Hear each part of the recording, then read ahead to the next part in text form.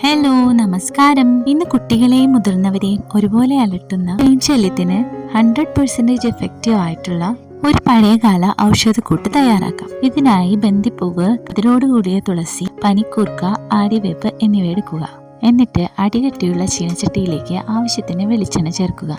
ഞാനിവിടെ 200 ഗ്രാം വെളിച്ചെണ്ണയാണ് ചേർക്കുന്നത്. ഇതിലേക്ക് ചെണ്ടുമല്ലി അഥവാ ബന്ദിയുടെ ഇതളുകൾ ചേർക്കുക. ബാക്കിയുള്ള ആര്യവേപ്പ്, തുളസിക്കതിര്, പനിക്കൂർക്ക എന്നിവ കൂടി ചേർക്കുക. ഇത് സത്യത്തിൽ എനിക്കൊരു ഡോക്ടർ പറഞ്ഞു തന്നൊരു ഔഷധക്കൂട്ടാണ്.